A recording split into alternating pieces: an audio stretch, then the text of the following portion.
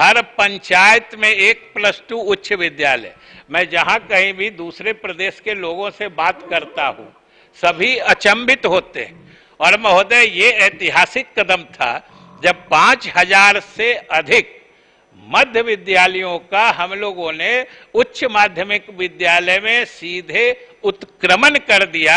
ये एक ऐतिहासिक कदम था और आज हम दावे के साथ कह सकते हैं कि आज बिहार प्रदेश के हर पंचायत में एक +2 विद्यालय कार्यरत है और गांव में सुदूर देहात में रहने वाले गरीब घर के भी बच्चे बच्चियां उन +2 विद्यालयों में पढ़ रहे हैं।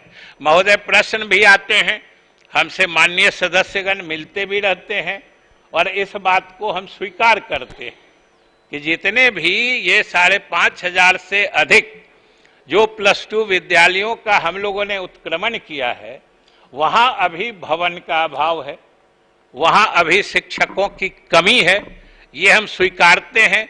लेकिन हमने मुकम्मल कार्य योजना बना ली है और आने वाले समय में हम बहुत जल्द पूरा करना चाहते हैं। महोदय, जैसा कि अभी हमने कहा कि माध्यमिक उच्च माध्यमिक विद्यालयों में 30,000 शिक्षकों की नियुक्ति की प्रक्रिया हम लोग लगभग पूरी कर चुके थे। 4-5 दिनों में हम लोग नियुक्ति पत्र देने जा रहे थे।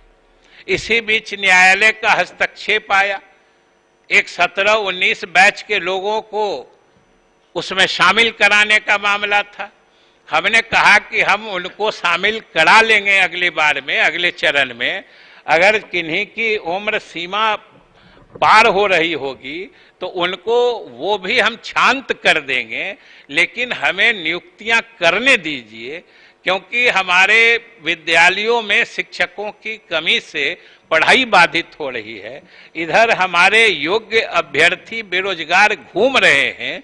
ये स्थिति सरकार के लिए बहुत दुखदायी स्थिति है। हमने न्यायालय से प्रार्थना की, हमने कहा कि हमको आप इजाजत दीजिए, हम नियुक्ति कर लेते हैं, आगे जिनको भी आप कहिएगा हम लोग इजाजत देंगे। महोदय, लेकिन नहीं इजाजत मिली तो हम लोगों को अपना रिव्यू शेड्यूल रिवाइज करना पड़ा, उसको आगे बढ़ाना पड़ा। लेकिन महोदय, हम लोगों ने भी तुरंत तत्क्षण उसको फिर से पुनरीक्षित करके अभी हम लोगों ने नया शेड्यूल जारी कर दिया है और जुलाई माह के खत्म होते होते हम लोग ये 30,000 शिक्षकों की नियुक्ति, सोच लीजिए 5,000 विद्यालय है, 30,000 हम नियुक्तियां करेंगे, जिसमें माध्यमिक और उच्च माध्यमिक दोनों के हैं लगभग 19,000 और 11,000, लगभग 5-6 औसतन शिक्षक हम सभी विद्यालयों में उपलब्ध कराएंगे। और महोदय, जहां तक भवनों की कमी है, हमें बताते हुए अपार प्रसन्नता हो रही है कि ये मुख्यमंत्री जी का जिसको कहते हैं ड्रीम प्रोजेक्ट है, हर पंचायत में +2 विद्यालय हो, इसमें भवनों की दिक्कत नहीं हो।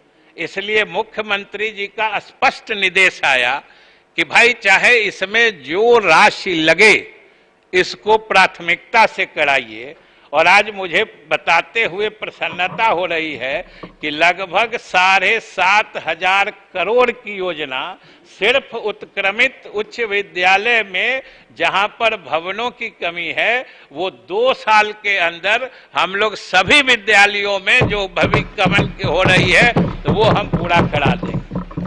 अब बताइए कि हम शिक्षक उपलब्ध करा देंगे, भवन बना देंगे। अब सोचिए, जब हमारे गांव की बेटियों को पढ़ने के लिए कहीं दूर जाना नहीं पड़ेगा, अब अपने ही गांव में, अपने ही पंचायत में वो +2 तक। महोदय, याद होगा हम आप जब पढ़ते थे तो उसको प्री यूनिवर्सिटी कहते थे, जो एक तरह से वो यूनिवर्सिटी का पार्ट होता था, जो आजकल 12 कहते हैं। तो ये आधे शुरुआती कॉलेज स्तर की पढ़ाई अब गांव में होने जा रही है, हर पंचायत में होने जा रही है। महोदय, ये कितनी बड़ी क्रांतिकारी बात है महोदय। इसी तरीके से जो हमारे शारीरिक शिक्षक थे वो भी बहुत दिन से परेशान हो रहे थे। हमने उनकी पात्रता परीक्षा काफी पहले ले ली थी और वो उसमें उत्तीर्ण होके बैठे थे। फिर उसमें भी कुछ न्यायालय के तरफ से बाधाएं आ गई थी, लेकिन उसको हम लोगों ने दूर कर दिया है।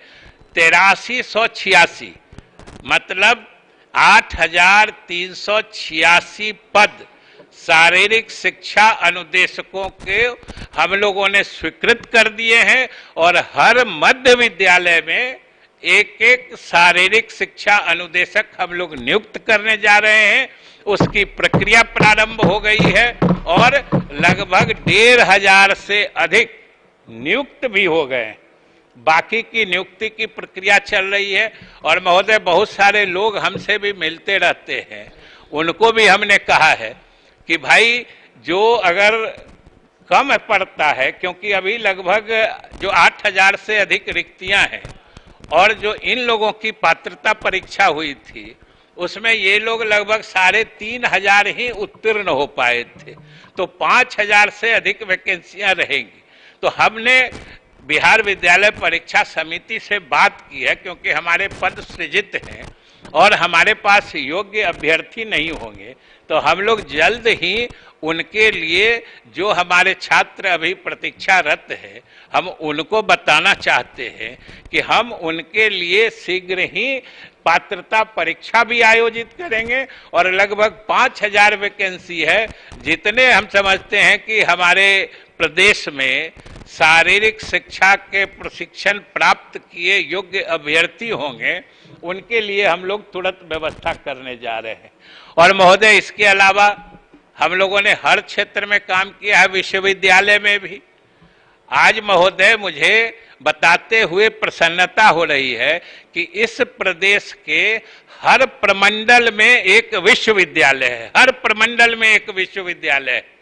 हर जिले में पीजी की पढ़ाई प्रारंभ करने की योजना बन चुकी है हर जिले में, और हर अनुमंडल में कम से कम एक डिग्री महाविद्यालय है। जो हमारे बहुत सारे साथी यहाँ पर प्रश्न भी करते रहते हैं, ये हम लोगों ने वहाँ वो हर अनुमंडल में जो 101 अनुमंडल है हमारे, हम सब में कम से कम एक डिग्री महाविद्यालय जहाँ नहीं है, लगभग 18 चिन्हित हुए थे, उसमें से 7, 8, 9 में तो हो गया है, कुछ जगह भूमि चिन्हित हो गई है।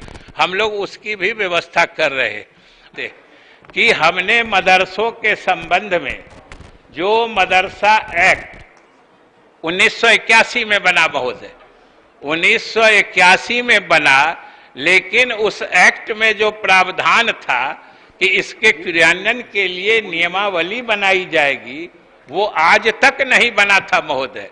41 वर्ष के बाद ये श्रेय नीतीश कुमार की सरकार को जाता है कि हम लोगों ने उस संदर्भ में 3 नियमावली बनाई है, जिसको कैबिनेट की मंजूरी मिल गई है। और आज महोदय आज ही आप ही के इजाजत से आपने तीनों नियमावलियों की प्रति हमारे माध्यम से सदन के मेज पर यहाँ रखवाया है। वो सारे सदस्यों को मिल जाएगा, उसको देख लीजिए। और महोदय इस संबंध में एक बात हम और स्पष्ट करना चाहते हैं, क्योंकि इन नियमावलियों के बारे में लोगों में बहुत तरह के भ्रम फैलाए जा रहे हैं। हमने सार्वजनिक रूप से सभी मदरसा से जुड़े संगठनों या अल्पसंख्यक समुदाय के लोगों से हमने खुला आमंत्रण दिया है कि इसमें जहां कहीं आपको कोई दिक्कत महसूस हो, क्योंकि हमने किसी का अधिकार लिया नहीं है, हमने उनके अधिकार को केवल पूरी तरीके से सुव्यवस्थित कर दिया है, स्ट्रक्चर्ड कर दिया है, जिससे कि उन मदरसों का संचालन सुव्यवस्थित हो और उसमें अधिक से अधिक योग्य शिक्षक नियुक्त हो सके। हम लोगों ने सिर्फ ऐसी व्यवस्था की है।